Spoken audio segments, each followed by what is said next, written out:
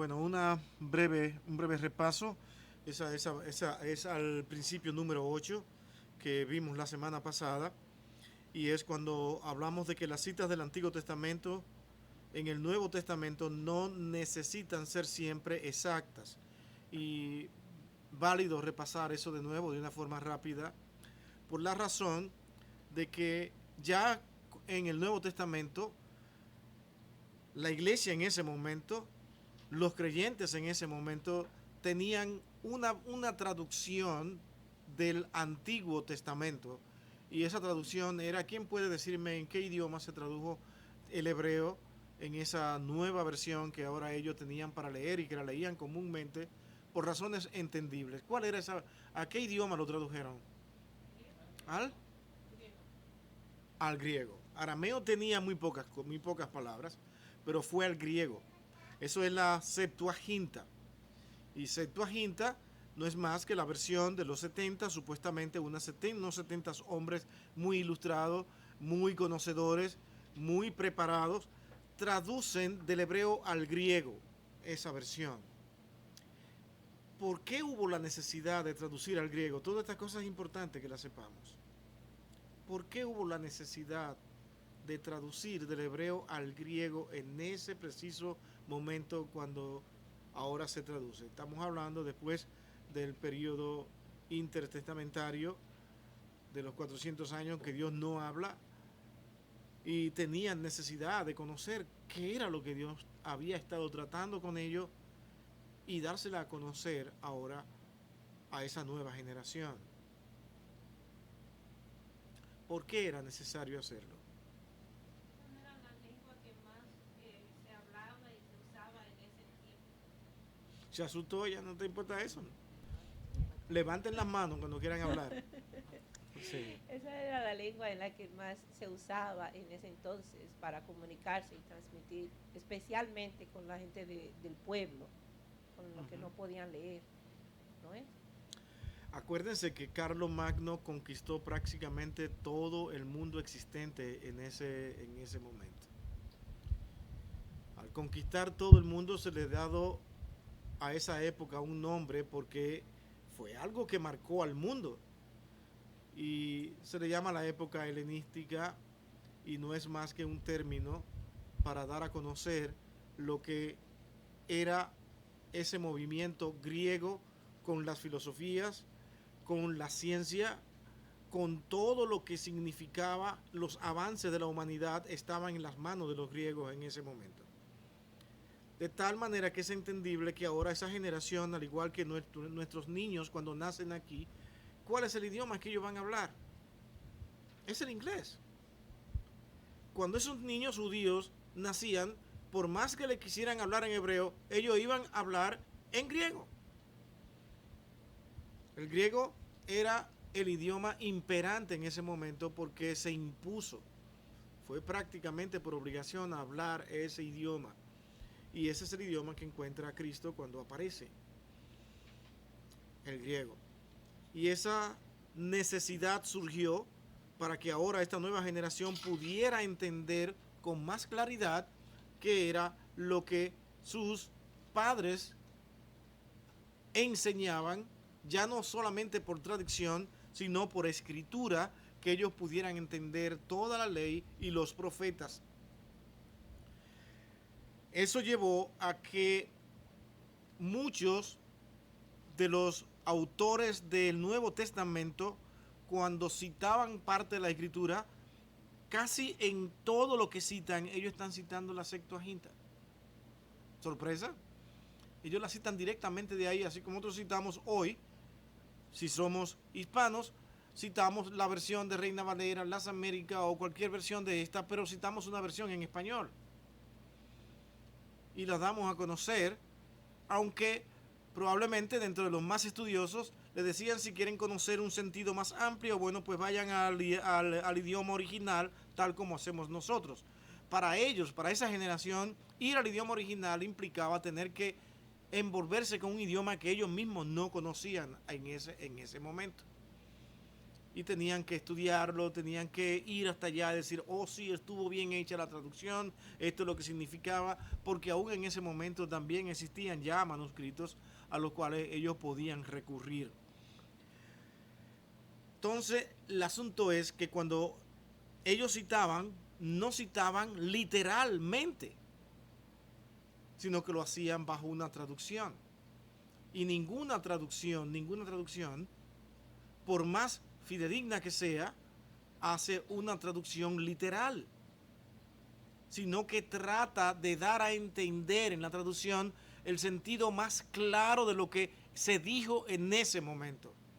De ahí la importancia, como dijimos la semana pasada, de que nosotros realmente podamos tener por lo menos una idea de lo que es el griego, o si no recurrir a los tantos mecanismos que hoy tenemos nosotros para estudiar el Nuevo Testamento, porque muchos hombres de Dios hoy han sido preparados, eruditos, y conocen lo que es el idioma griego antiguo, y ellos son los que realmente hoy nos ayudan con sus escritos a poder entender más claramente cuáles eran esos idiomas originales, su significado y lo que ellos querían decirnos.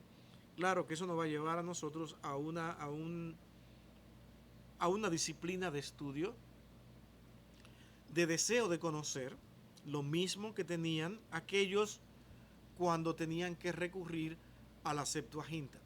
Pero nosotros hoy, realmente con un entendimiento de lingüísticas, hoy no por nosotros mismos, sino por las muchas herramientas que tenemos, podemos entender las cosas con mucho más facilidad que como ellos la podían entender.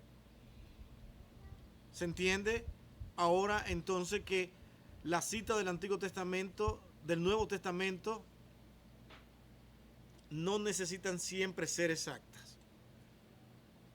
Esas citas aparecen citadas por un mismo autor, que me hubiese gustado aquí traerlo, lo iba a hacer, traer un mismo pasaje por diferentes autores citados y citados de diferentes maneras en el Nuevo Testamento, porque lo hacen de manera literal, sino mirando el significado de lo que se dijo en ese momento. Por ejemplo, ustedes han leído a Cristo cuando él mismo dice, oíste que fue dicho, esa parte fue citada directamente del griego, de la Septuaginta. Él mismo la usó. A veces citaba unas partes en arameo,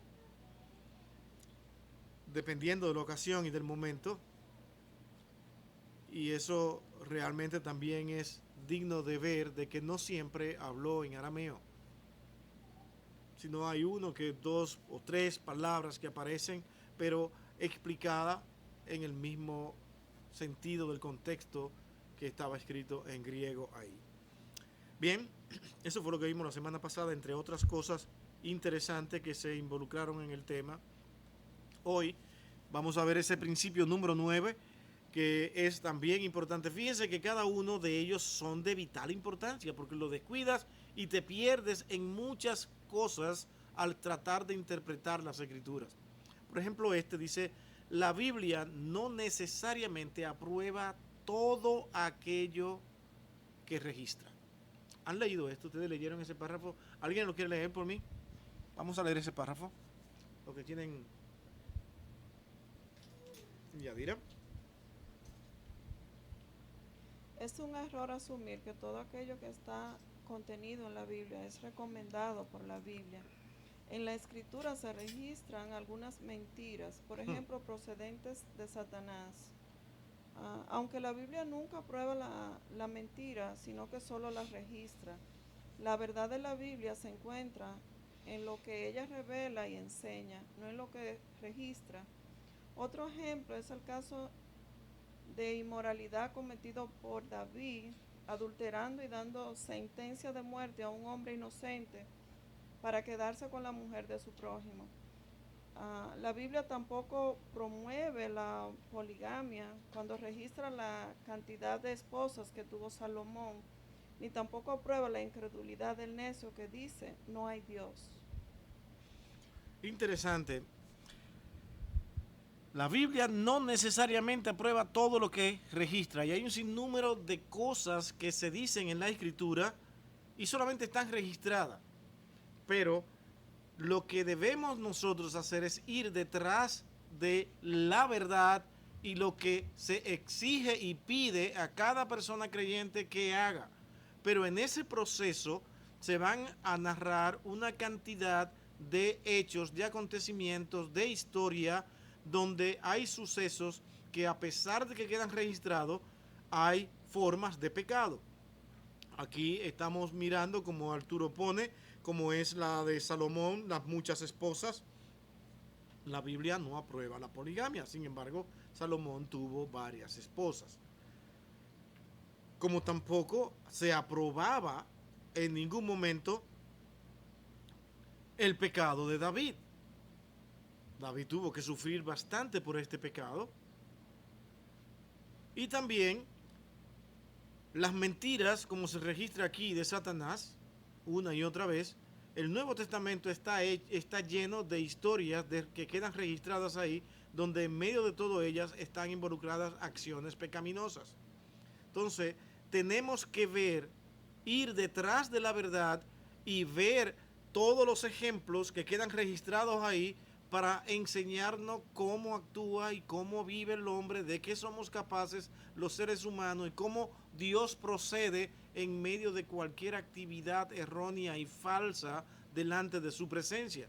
Dios tenía que revelar también el comportamiento del hombre. Ahora, el comportamiento del hombre no es para que nosotros tengamos que decir, dice, bueno, dice el necio no hay Dios. Ah, bueno, pues la Biblia dice que no hay problema si el hombre dice que no hay Dios, solamente es un necio. No, es que el necio, el hombre necio, es el que dice que no hay Dios.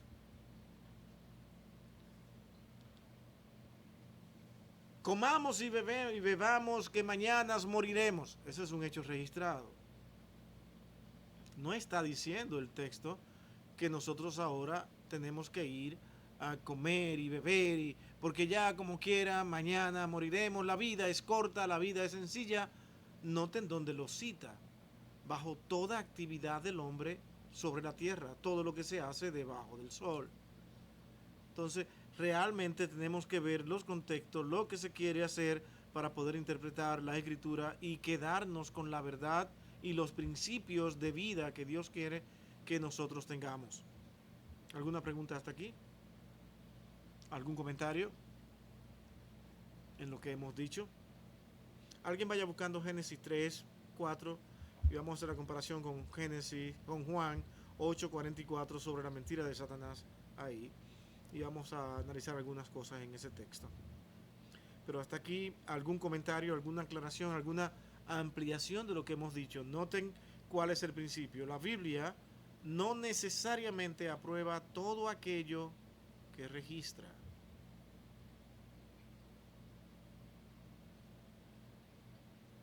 Y eso va a dar paso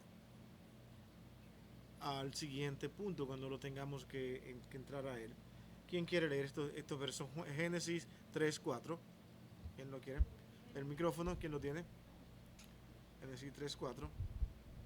Y otro Juan 8, 44. ¿Quién lo tiene para la próxima? Juan 8, 44. ¿Quién lo tiene? Quiero ver la mano para que lo tengan preparado. Allá. Ah, bueno, lo tiene Suriel. Allá, ok. Génesis 3, 4. Entonces la serpiente dijo a la mujer, no moriréis. ¿Eso era verdad? Entonces, nuestras mentes pueden estar leyendo eso en las Escrituras. No moriréis. Noten lo que dice nuevamente. Lo leemos otra vez. ¿Qué dice la serpiente? Leer otra vez el texto. Ok.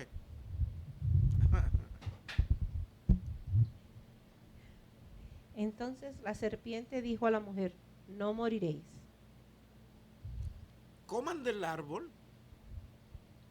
Eso se olvida. Si leemos solamente esa parte de ahí, si comen del árbol, no van a morir. La mujer le creyó. Si desobedecen a Dios, no van a morir. No hay problema. Sin embargo, la Escritura está ampliamente registrada de que por la desobediencia voluntaria del hombre, deseosa de entrar en contradicción con Dios, morirá. De hecho, está muerto. Vive para el pecado. ¿Qué es muerte en la Escritura? ¿Qué es muerte? ¿Muerte del cuerpo físico? Separación. Eso es simplemente muerte. Ese es el término central de esa palabra. Si mueres, tú te separas del cuerpo. Hay una separación del espíritu y tu cuerpo. Cuando pecas, tú mueres ante Dios, porque estás separado de Dios. Es Dios quien en su misericordia y en su gracia nos une a Él. Y ahora estamos unidos a través de Cristo. Y dice que en misericordia Él dejaría al Espíritu Santo en nosotros, lo que haría una unión más grande todavía entre nosotros y Dios. Por eso es que el creyente no soporta pecar. Cuando peca sufre, le duele su pecado, se avergüenza. El no creyente no, porque él está tan lejos de Dios, que no le importa. No siente el pesar, pero el creyente sí. Un no creyente solamente siente el poder del pecado cuando éste le afecta físicamente. Entonces recurre a Dios. Es decir, si por la consecuencia de un pecado hay una consecuencia inmediata o física o de dolor, tribulación, ahí empieza a clamar a Dios. Pero el creyente no. El creyente no ve nada, no le ha pasado nada. Incluso los demás lo pueden estar tratando muy bien y eso le duele más todavía. Porque he fallado, he pecado y los demás me tratan muy bien. Cuando él sabe que tiene un problema directamente con Dios, con su pecado. O algunos están considerándole como una persona extremadamente alta, pura, santa. Y tú que sabes cuál es tu condición delante de Dios, ¿qué haces? Sufres. No va a pasar nada, dice la serpiente. Coman para que ustedes van a ser ampliamente felices. Además, le digo otra. Hay algo que ustedes no saben. Van a ser como Dios. Wow, no quedó conforme. Aprovechó para seguirle llenando el corazón, porque una vez aceptamos una mentira, ¿sabe lo que pasa? Que cualquier otra mentira entra con facilidad. Ese es el problema de aceptar una mentira. Pero hablamos de una mentira que nosotros mismos podemos formularnos. ¿Cuándo es que yo puedo formular una mentira? Eso no es nada, eso no es tan grave. ¿Ustedes creen que no lo hemos hecho? Muchas veces hemos caído ahí. Yo no creo que eso sea una cosa del otro mundo. Bueno, acéptala y verá cómo la siguiente viene. No se podemos dejar, y Satanás sabía cómo trabajar. Él conocía esa parte del ser humano. Vele suave y después le pones la otra. Fácilmente encontraron y dijeron, vamos a ser como Dios. Por ese pecado, por esa falta, es que el hombre hoy en día vive en esa misma condición. Y eso lo hemos explicado aquí muchas veces y la Biblia lo explica. El hombre vive para querer ser Dios. Por eso se ofende tanto. Porque como Él es un Dios, no puede sentirse rebajado ni humillado. Y es indignante lo que me han hecho. Porque el hombre vive para querer ser un Dios. Juan 8:44, que es la comparación de este pasaje de Génesis 3:4. Suriel lo va a leer ese verso para que veamos. ¿Por qué no entendéis mi lenguaje? ¿O no? Vosotros sois de vuestro padre el diablo, y los deseos de vuestro padre queréis hacer. Él ha sido homicida desde el principio, y no ha permanecido en la verdad, porque no hay verdad en él. Cuando habla mentira, de suyo habla, porque es mentiroso y padre de mentira. Ahí está. Yo me imagino que no está registrado en la escritura, pero esas palabras tuvieron que escucharla Adán y Eva. ¿Saben quién habló con ustedes? Satanás. Él solamente sabe mentir. Él es mentiroso y padre de mentira. Esas son las palabras que aquí ahora son dichas en este capítulo de Juan. Y vosotros que dicen que son de Dios, no, ustedes son de vuestro padre, el diablo. ¿Cuál era el contexto ahí? ¿Quién recuerda lo que estaba pasando ahí? Un reclamo a Cristo de qué? De que nosotros, mira, ahí es lo que tú ignoras, nosotros realmente somos hijos de vuestro padre Abraham. Y eso es sumamente importante aquí, porque el Señor ahora está hablando de un evangelio más allá del mundo judío. Y eso iba a ser difícil entenderlo, y más para un fariseo, que veían una exclusividad en el pueblo judío. Y ellos, los que estaban llamados a enseñar a los demás acerca de la verdad de Dios. Y más cuando ellos pensaban en esa línea de donde venían, que lo llevaba hasta Abraham. Nosotros somos hijos de Abraham, pero con un comportamiento alejado de lo que Dios quiere y distorsionado de todo, incluso la escritura misma del Antiguo Testamento. Ellos habían hecho otro sistema de vida para el pueblo judío. Un libro aparte donde ellos ponían sus nuevas leyes y sus nuevas formas de comportarse para llegar a Dios. Nada de lo que Dios ha dicho. A propósito lo hacían, porque con eso se veían más altos, más grandes, más elevados, que era lo que ellos realmente procuraban. Sin embargo, cuando el Señor le dice, conociendo sus corazones, ¿saben de quién son ustedes hijos? Ahora hace esta referencia aquí a Satanás y le dice, ustedes son hijos de vuestro padre, el diablo, el cual es padre de mentira. Y los deseos de él ustedes quieren hacer. Eso es mucho. Eso es demasiado decirle a una persona. Ustedes están inclinados a hacer los deseos de él. Les gusta hacerlo. Ahora, vean esto en un converso. Tranquilo. Ellos están felices haciendo lo que Dios no quiere. Y no quieren que tú te acerques y le digas, mira, tú estás mal con Dios. No, porque le dañas el momento. Ahora estamos disfrutando de este tiempo, no importa.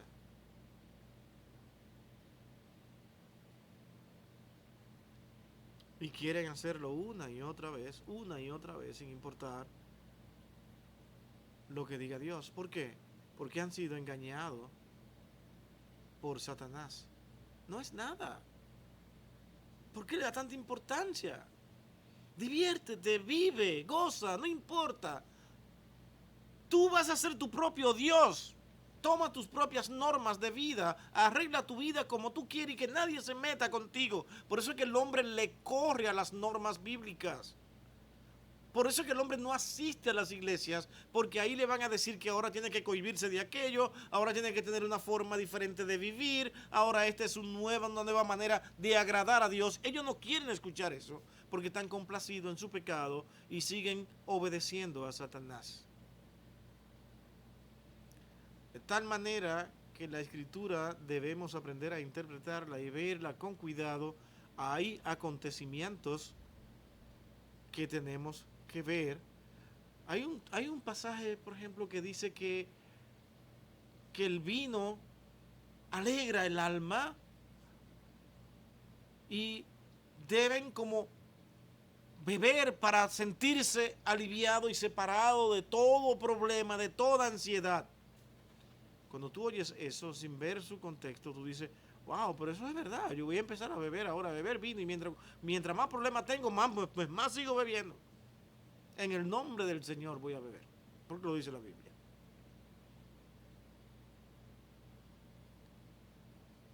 Sin embargo, es un llamado a dejar de hacerlo en ese texto. han visto que los reyes son los que se embriagan la sidra y todo, es para ellos. Sin embargo, no es recomendado que ellos lo hagan porque están gobernando. Es un cuidado sobre todo lo que nosotros hacemos, bebemos, comemos, en toda situación.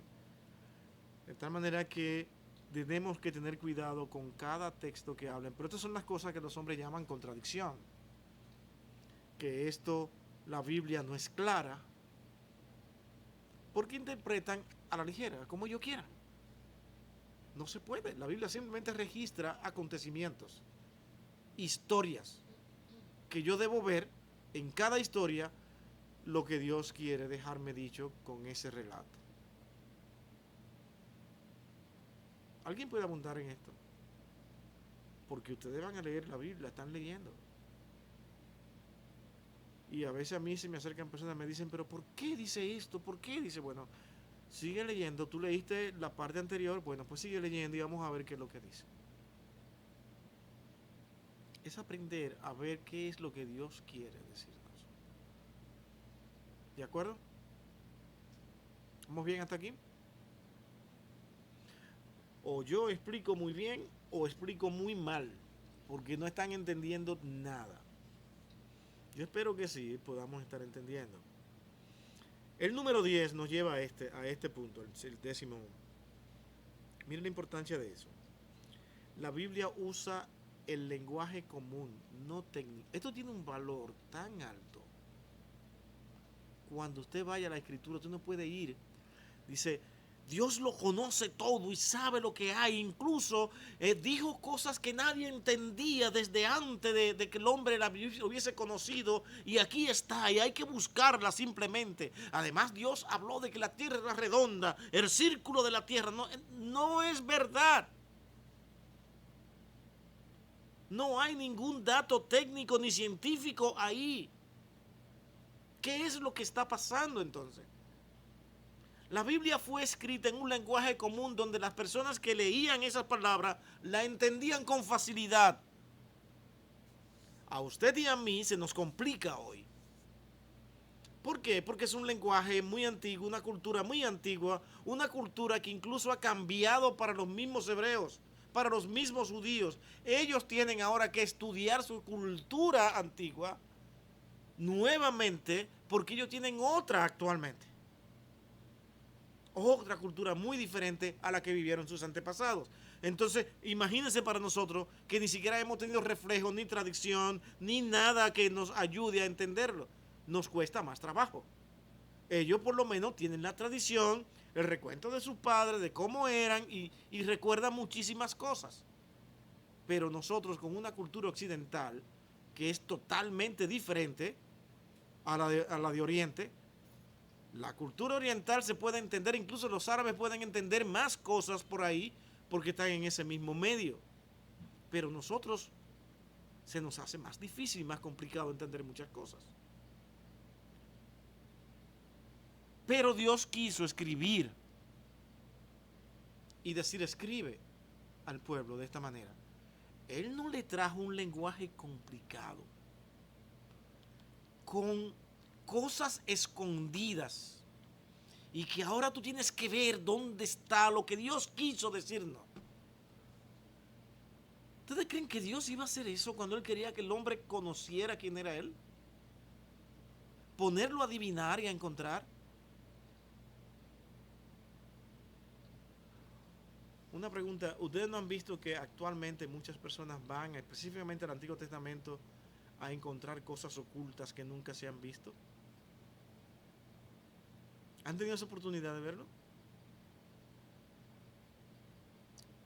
Muchos lo están haciendo. Aquí hay cosas que nunca y que Dios nos ha dado el privilegio de poderla descifrar hoy. La Biblia no es el libro de Nostradamus, que en medio de tantas profecías y tantas cosas, los hombres buscan ver qué fue lo que Él quiso decir y dónde colocar esas profecías. Lo que Nostradamus quiso decir aquí es esto. ¿Se acuerdan cómo cambiaron cuando derrumbaron las Torres Gemelas? Ya una profecía que había sido colocada en un tiempo anterior dice, no, es que ahí no era, es aquí, real, la trajeron a las Torres Gemelas. Eso fue lo que quiso decir Nostradamus. Pues hay muchos creyentes que están haciendo eso con la Biblia. Y no y no. Vaya a la Escritura con una mente tranquila de que se escribió en un lenguaje para que toda la humanidad lo entendiera. Ahí no hay nada que Dios quiso dejar oculta. Incluso hay un texto que dice, hay cosas que yo no he revelado porque esas se quedan conmigo. Pero lo que Dios ha dado a conocer, el hombre sí lo podía entender.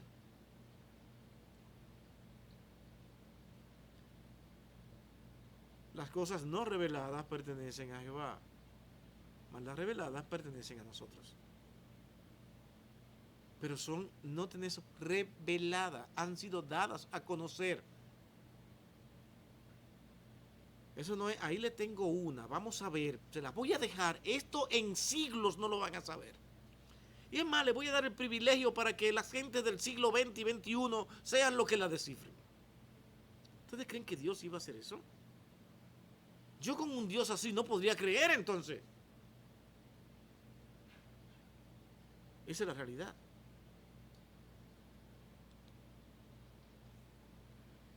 ¿Quién puede leer ese principio número 10?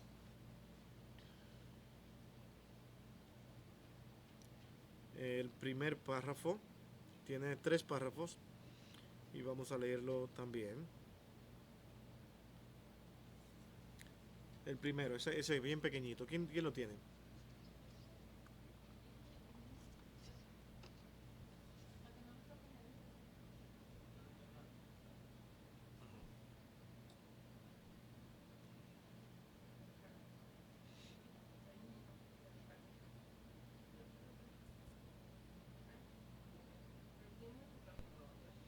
¿Cómo fue? Se fue. Se fue la... Oh, bueno, pues sin micrófono hoy entonces. ¿Qué? Dice, el hecho de que la Biblia no es un libro de texto científico, eso no significa que sea error, sino que las escrituras tienen un propósito distinto y sobre todo escrito para que todas las generaciones antiguas y futuras lo entiendan. Es interesante esto. ¿Ves lo que dijimos hace un momento? La Biblia no es un libro científico que tiene ciencia profunda. Y que antes que el hombre ya la conociera, ya la Biblia la había dicho. ¿Ustedes saben las veces que yo he escuchado eso? De creyentes. Y es como si existiera un deseo de competir. Dios no tiene que competir ni decir, simplemente Dios dice lo que tiene que decir en su tiempo. El hombre es el que está loco, desesperado por saber cómo todo esto se formó y nunca lo encuentra. Le da ciertas capacidades Dios al hombre para esto porque le ha dado inteligencia y ha encontrado muchísimas cosas y al final lo que termina diciendo, como comentaba yo con Valentina en estos días, es que el hombre simplemente termina diciendo, ahora sabemos menos que antes. ¿Saben que ese es el dilema de la ciencia hoy? ¿Ustedes sabían eso? Estamos planteados en una hipótesis de trabajo, descubrimos más cosas y no, ahora es que menos entendemos. Porque ahora tenemos que ajustar todo lo que hemos descubierto a lo que ya habíamos descubierto antes y no encontramos cómo. Y lo único que se les queda es que necesariamente esto tiene que haber sido en millones de años. Son millones de años.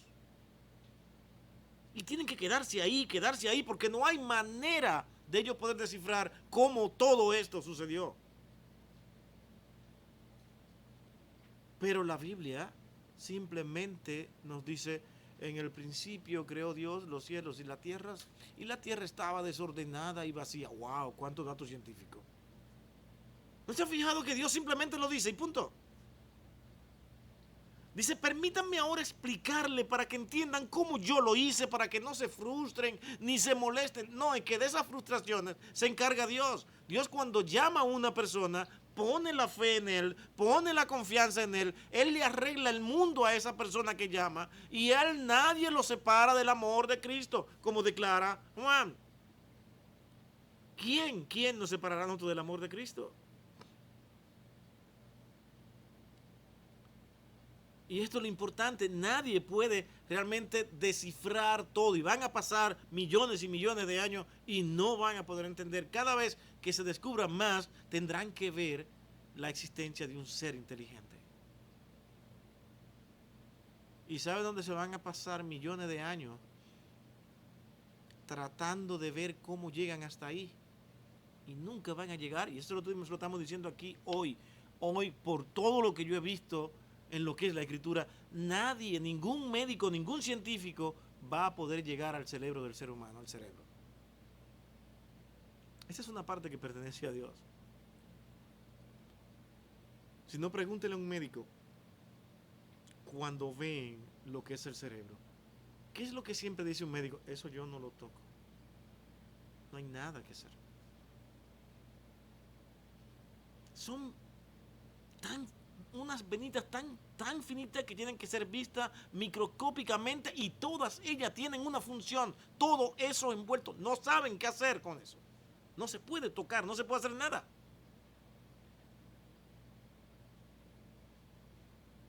Eso es lo que maneja todo nuestro organismo, todo nuestro ser. Todo movimiento, todo lo que hacemos está ahí. Los hombres si pueden intentar hacer un robot y meterle información a una máquina, a lo que ellos llaman el cerebro de esa máquina, como también le llaman el cerebro de la computadora, pero es una imitación. Pero no pueden hacer un cerebro y colocárselo a un cuerpo humano, porque no va a funcionar, tienen que hacer algo aparte. ¿No se han fijado que han clonado animales?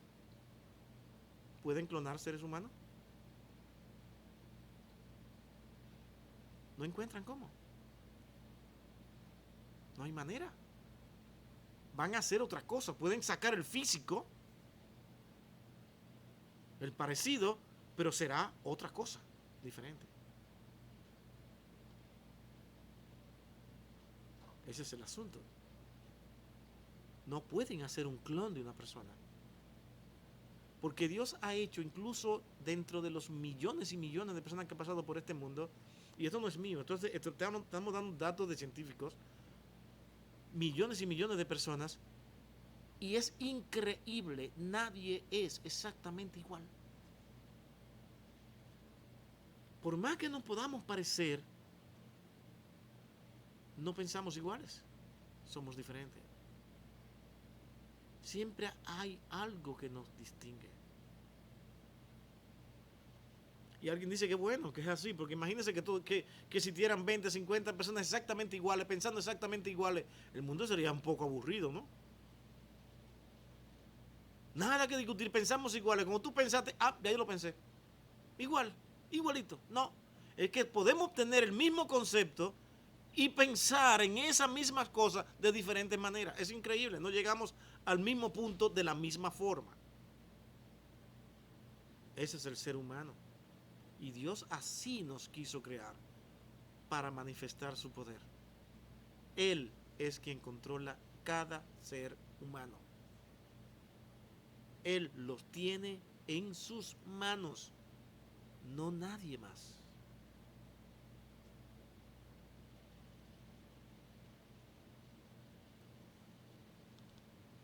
Entonces la Biblia no es un libro con lenguajes técnicos que está ahora en competencia con el mundo.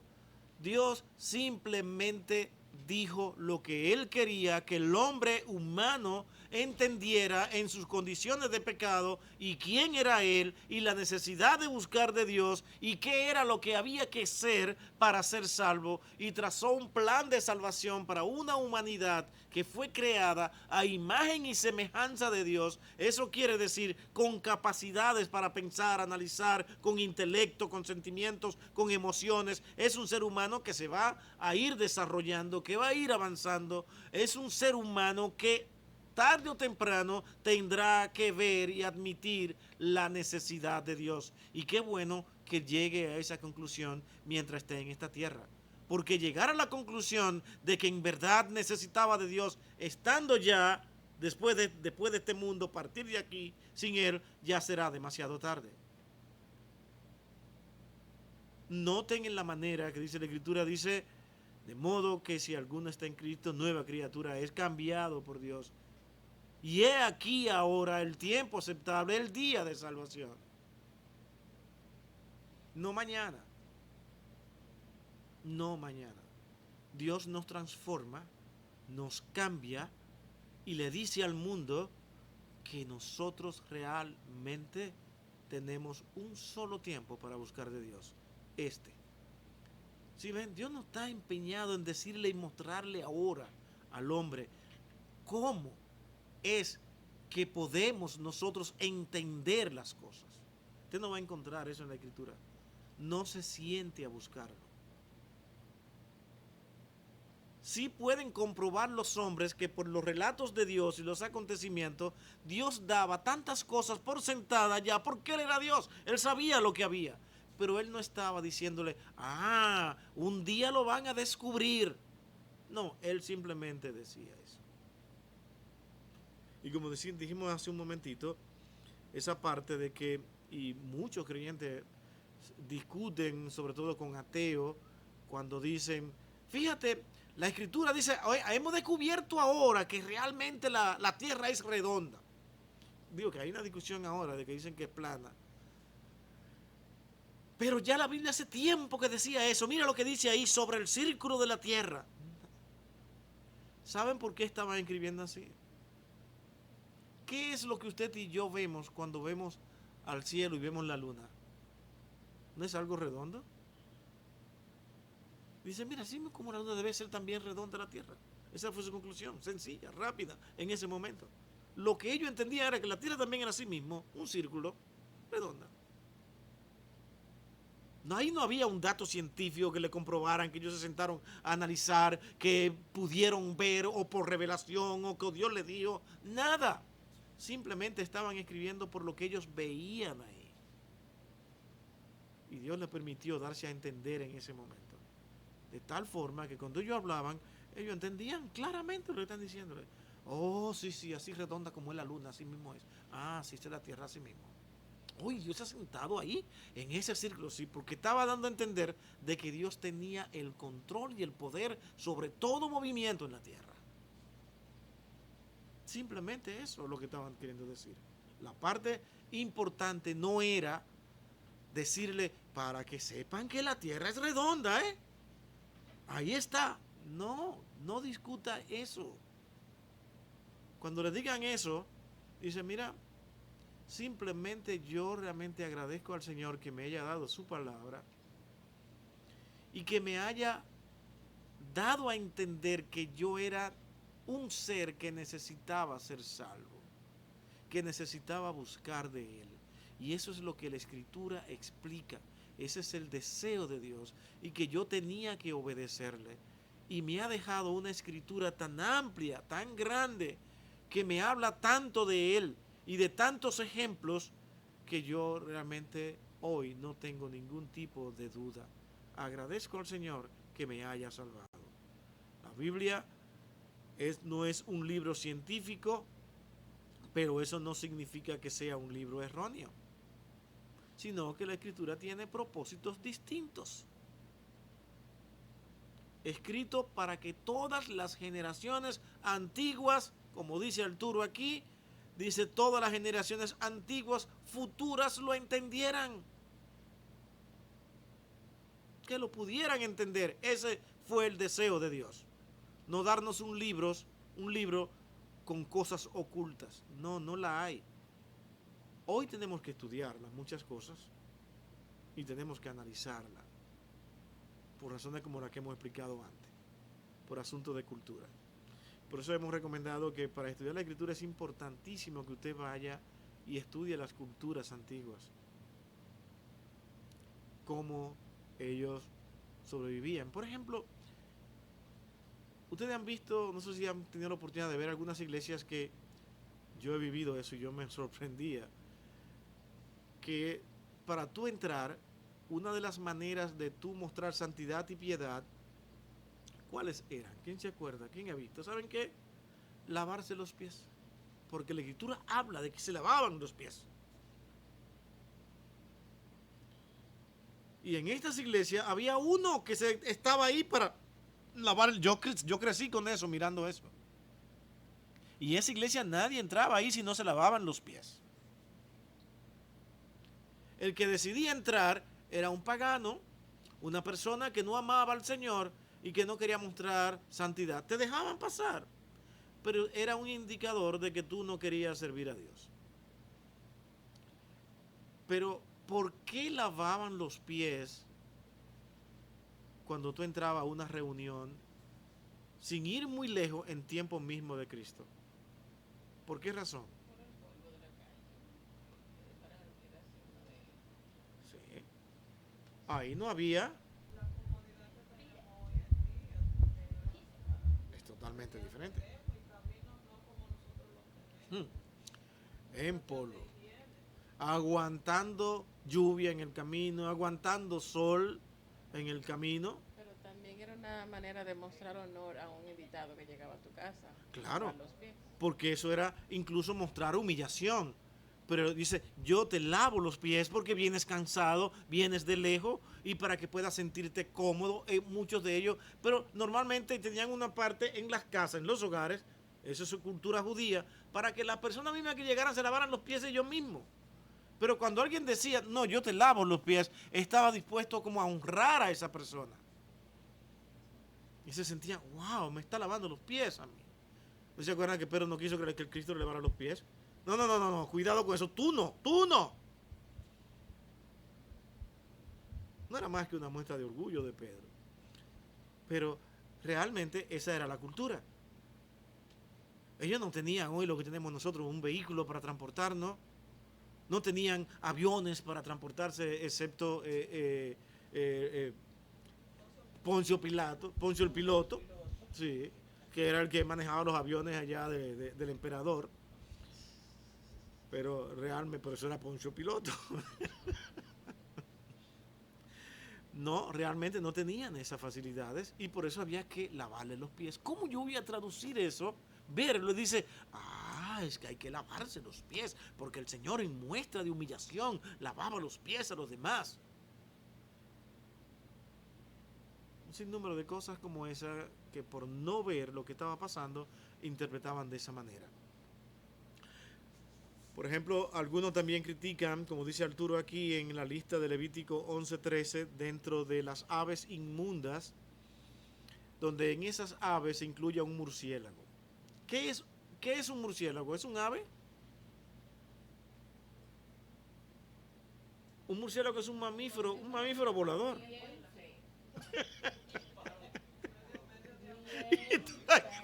Yo conozco gente aquí que le han tenido experiencia con eso.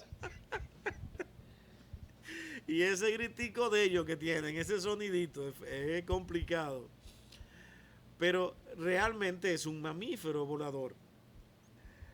No, ahora, ¿por qué se traduce ave y se pone junto con todo, con todas las aves como ejemplo? Cuando habla de aves inmundas, incluye también al murciélago. Porque volaba. ¿Saben cuál es la razón más básica? Es que la palabra hebrea ahí ni siquiera está hablando de aves, sino a un animalito que tuviera alas. Y eso significaba cualquier otra cosa, cualquier otra especie que tuviera alas. Ahora tú estás interpretando bien. Ya te fuiste al original, lo que significaba esa palabra, y ahora entiendes. Pero al traducir y ver que está dentro de un sinnúmero de aves y aparece el murciélago, pues los traductores colocan todo ahí junto. Y esos son muchas veces los errores de muchos traductores. Que tratan, bueno, como quiera se entiende, el murciélago está bien, yo no sé. Pero hay que entender que en ese momento tampoco ellos podían hacer una diferencia. No sabían hacer una diferencia entre un ave y otra y clasificarla. porque eso comienza a hacerse en el siglo XVIII, es decir, por los años 1700. Comienza ahora a hacer clasificaciones de las aves, de los animales, incluso de las mismas, de diferencias entre las mismas especies. Es cuando ahora se le empezó a dar nombre incluso a la serpiente de diferentes maneras. Anteriormente eran todas serpientes. Punto. Ese es el asunto. Esas son iguales. Unas son verdes, unas son rojas, no importa, pero son serpientes todas. Ahora no, ahora le llamamos de diferentes maneras.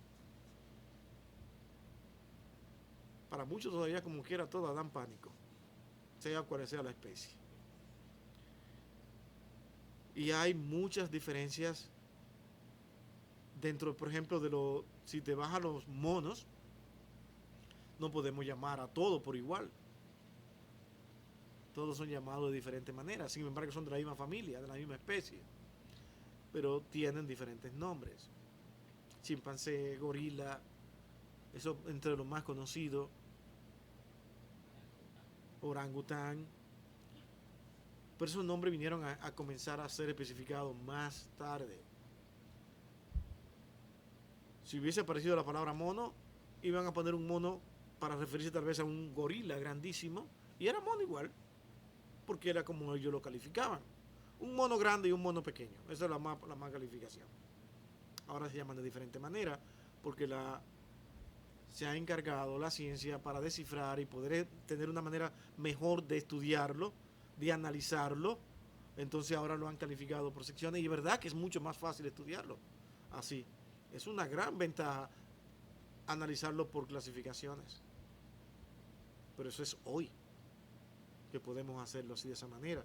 Entonces para traducir hoy es totalmente diferente a como se había estado acostumbrado a traducir en cualquier otro momento.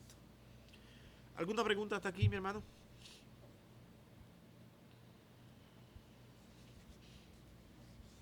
¿Alguna pregunta hasta aquí?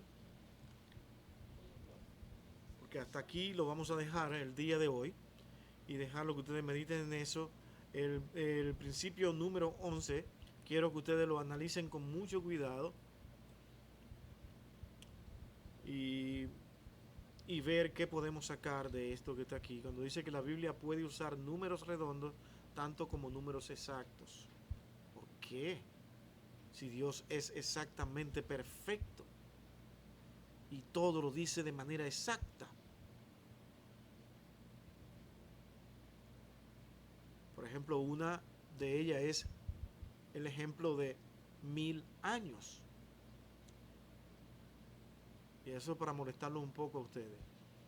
Sin embargo, en la antigüedad, 1000 años era utilizado, ¿saben para qué? No para hablar de 1000 años exactamente, sino para hablar de una cantidad de años inmensa que pasan los 1000, los 3000, los 4000, los 5000, los 10000, muchos años. Todo eso. Eso era decir, eso es como 1000 años. Ya, eso es de ahí para allá, todo. Esa era una manera de hablar. ¿Comprende? Para el Señor 1000 años es como un día.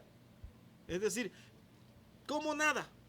Era como pueden pasar miles y miles de años y para Dios seguirá siendo como un día porque Dios no se ríe por el tiempo. ¿Ve qué fácil de entender? Eso es lo que dice. Eso es lo que la Escritura enseña. Entonces, vemos cosas como esas y nosotros decimos, wow, pero ¿por qué estas interpretaciones que tenemos actualmente? Por ejemplo, un texto muy conflictivo es el pasaje de Apocalipsis cuando habla de 1000 años. Ahí entramos en problemas. Porque algunos dicen, lo interpretan literalmente, otros no. Y el Señor aquí llama a Juan y le habla de esos 1000 años. Y 1000 años no significaba un tiempo exacto, sino una cantidad de años más allá de los normales. ¿Se entiende eso? Esa es la Escritura. ¿Cómo tú sabes eso? Y vas a la cultura hebrea, a la cultura judía, y era lo mismo.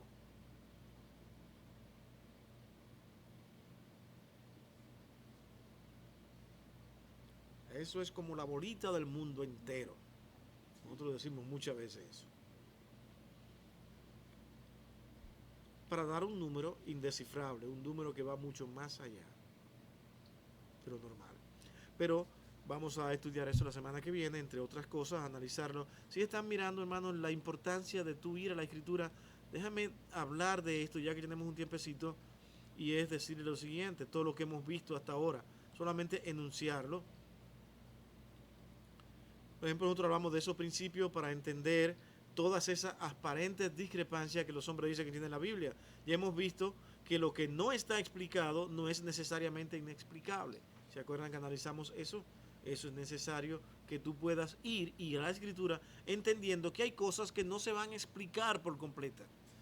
Pero sin embargo, eso no significa que no tengan un propósito exacto a pesar de la poca información que haya. Te da suficiente explicación para que tú puedas entender el propósito que Dios quería. Eso es todo.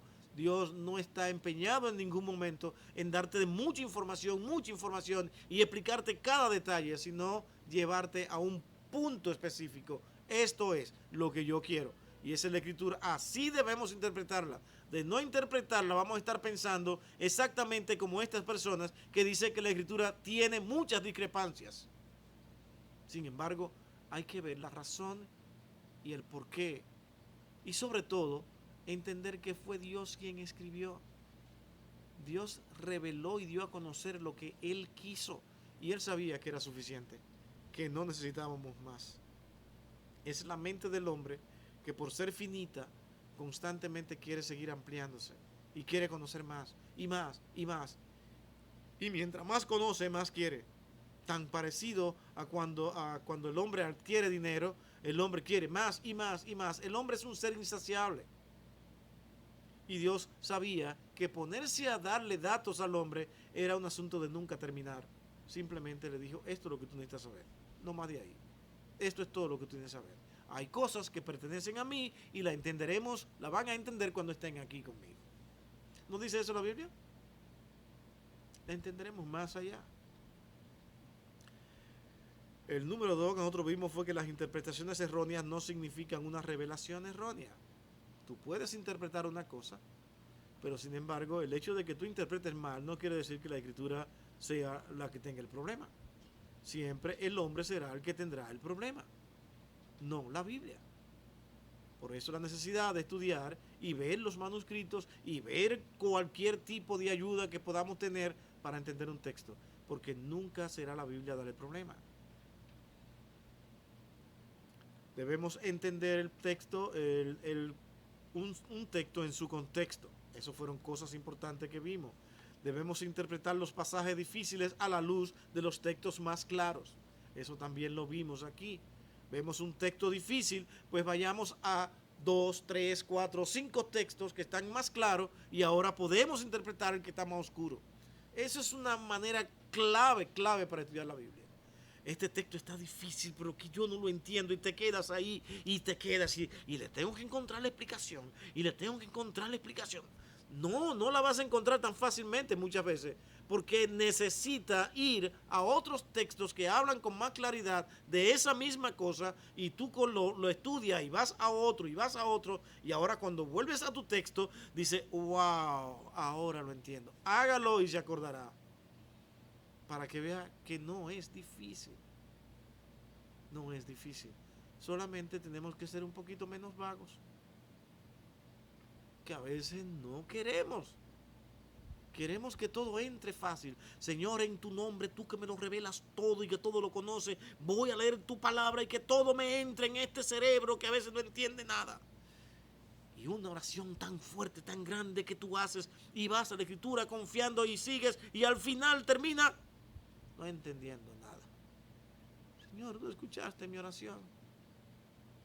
Dios te quiere diligente, que tú estudies, que analices. ¿Ustedes creen que los apóstoles eran vagos? ¿Que los discípulos de Cristo eran vagos? Ellos tenían que ir a estudiar las Escrituras, analizarla y pensar en cada detalle, y hacer lo mismo que estamos nosotros haciendo hoy, volviendo a esas culturas y analizarla y ver el por qué se dijeron estas cosas y explicarla. ¿Por qué Dios llamó a Pablo? Pablo era una persona sumamente importante en ese momento para llamarlo y ponerlo a dar instrucciones sobre todas aquellas escrituras antiguas, por el conocimiento que ya él había tenido del mundo, un hombre con una preparación muy alta, muy elevada. Y Dios dice, Pablo, tú eres, lo llama, y Pablo termina no diciendo, es que no te quedaba de otra, Señor, porque mira el personaje que tú has llamado. No, Dios doblegó el corazón de aquel hombre, que a pesar de todo el conocimiento que él tenía, él se humilló ante la presencia del Señor y aprendió a humillarse ante sus hermanos en Cristo para poderle explicar el Evangelio. También nosotros vimos que no fundamente las enseñanzas en pasajes que no tienen un claro significado. ¿Se acuerdan de eso? No hagas de un solo texto una enseñanza. Ese es el asunto. No lo puedes hacer. Hay personas que han hecho incluso doctrinas que hoy están por ahí caminando en gran manera y están sustentadas por 2 o 3 versos, que cuando tú las analizas y lo llevas a todo un contexto escriturario, esas doctrinas se caen.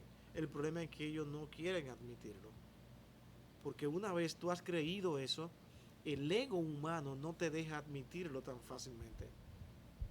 Para ir a las escrituras tenemos nosotros muchas veces que tener un espíritu de humillación, poder decir cuando nos equivocamos y hemos hecho una mala interpretación y alguien nos ayuda a entender con más claridad un texto, decir, wow, yo estaba equivocado todos estos años, y dejar que el Señor trabaje, que eso es importante. Nunca fundamente una doctrina ni una interpretación en base a un solo texto, no se puede.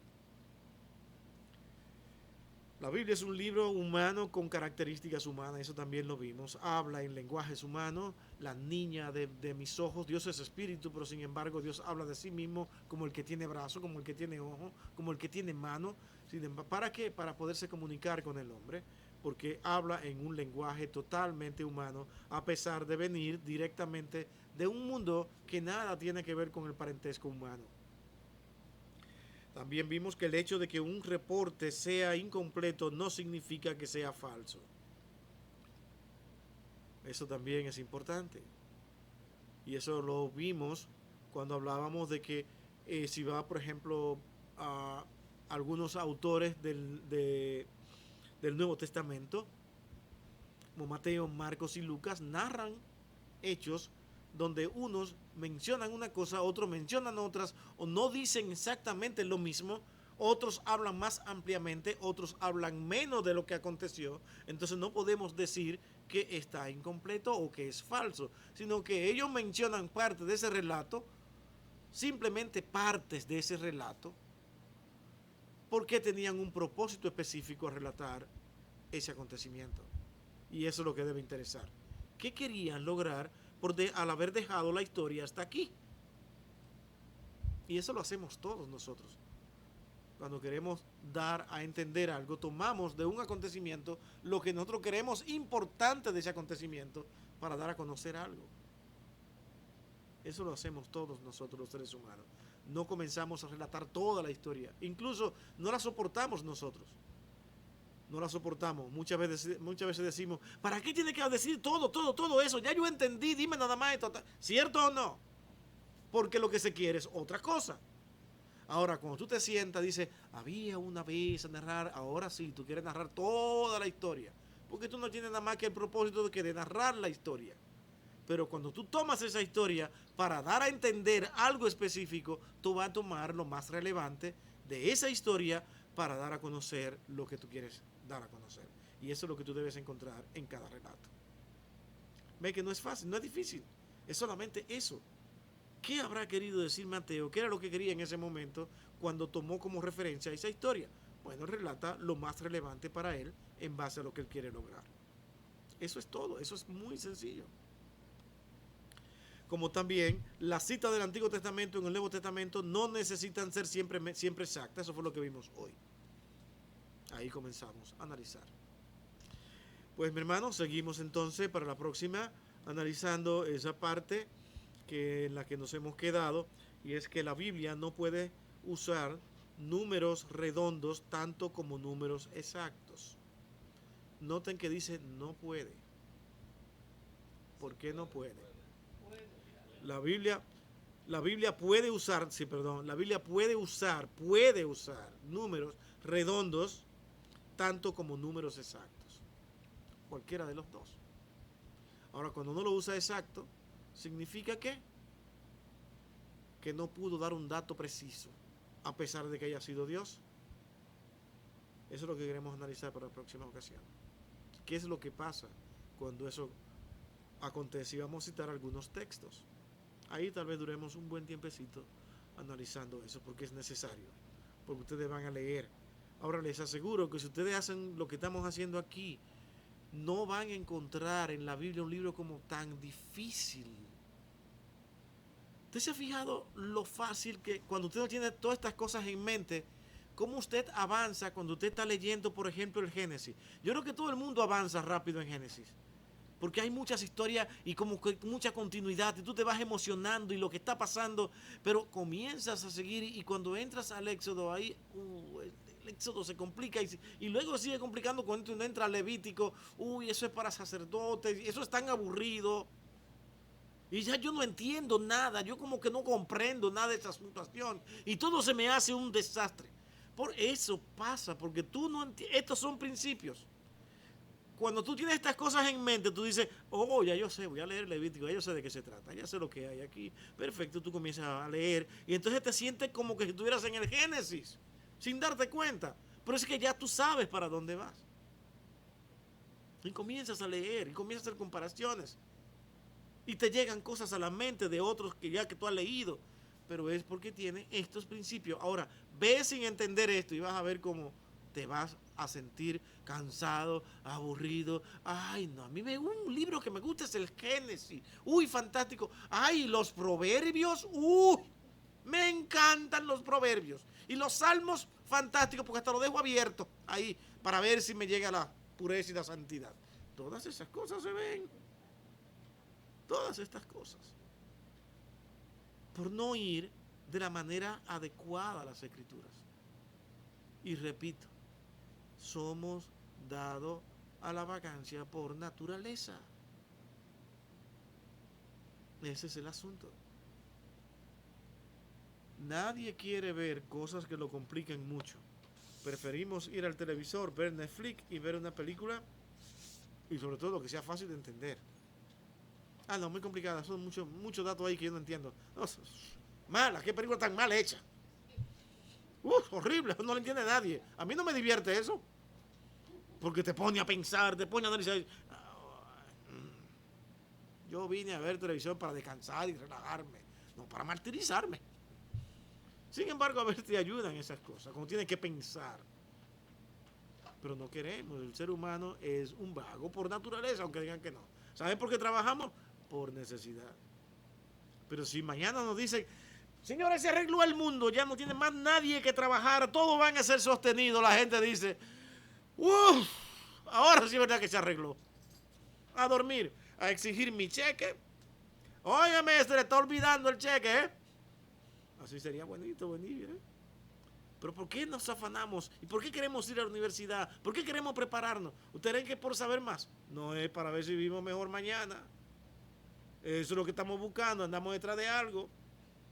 No es de que así por así nos sacrificamos, nos matamos porque no, y que tal vez voy a conseguir un buen empleo. Siempre hay un incentivo. Si no, no estudiáramos ni nada. Por eso es que venir a la Biblia es difícil. Pero si nos pasamos y amanecemos estudiando porque nos estamos preparando, porque tenemos exámenes y podemos descuidar entonces las Escrituras. Eso otro día. Señor, tú sabes que te amo, tú sabes el compromiso que tengo, tú sabes que tú eres mi Dios, pero no quieres utilizar sacrificio para estudiar las Escrituras. No lo quieren hacer, porque eso puede pasar, eso lo hago después. Y ahí está el problema. Hay que tener tiempo, dedicación, para estudiar la Escritura. Y para eso estamos dando estos principios. Para que cuando ustedes entren a ella, van a ver, léanlo una y otra vez, ténganlo presente para que ustedes vean lo fácil que sí se le va a hacer. Y sobre todo, herramientas. Compren herramientas, hermanos. Cómprese diccionario teológico, cómprese interlineal griego. Tú le dices eso una y otra vez a toda la congregación. Y ellos dicen, yo no soy teólogo. Yo, mi hermano, voy a orar para que el Señor le dé tanta sabiduría a los pastores, para que ellos vengan aquí y nos pongan las cosas como en cucharitas. Uy, pero yo no tengo que estudiar, fantástico. Mientras eso no me comprometa a mí, yo voy a estar bien. Esa es la mentalidad que existe, tristemente. Y pensamos que con venir, vamos los domingos, ya estamos santificados y no hay problema, todo está bien. Mi hermano, Dios quiere un compromiso. Y es una bendición que los hermanos vengan a estudios como estos aquí. No siempre es fácil, es salir de mi casa, de mi comodidad. Y tal vez podamos venir fácil ahora, que no hay nieve, pero en la nieve dice, uy, no, hoy no voy. Hoy no voy. No. Siempre encontramos una excusa. Pero estar aquí para estudiar no es tan fácil muchas veces. No es tan fácil. Y yo lo sé. Y por eso cada vez que alguien entra por ahí, dije, wow, esto es una bendición. Hermanos, puedan venir aquí a escuchar a una gente que ni siquiera explica bien. Imagínate. Y a poder esforzarse para ver qué aprende. Es una bendición. Vamos a orar.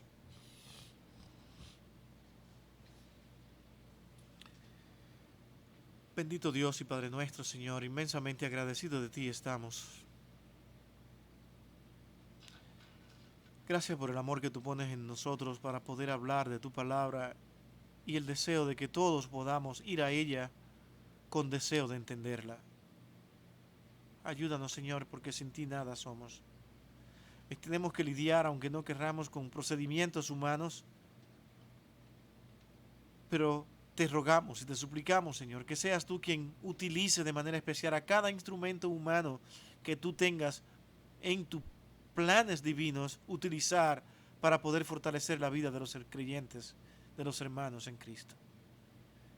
En tus manos están ellos, y que tú abras el corazón de cada uno de los creyentes, y sobre todo en tiempos tan difíciles como los que estamos viviendo hoy. Gracias, oh Dios, por tu misericordia y por tu amor, y por haber puesto el ánimo de estar aquí en este día. En Cristo, tu Hijo amado, con gracias lo pedimos todo una vez más. Amén y amén. Dios nos bendiga, hermanos.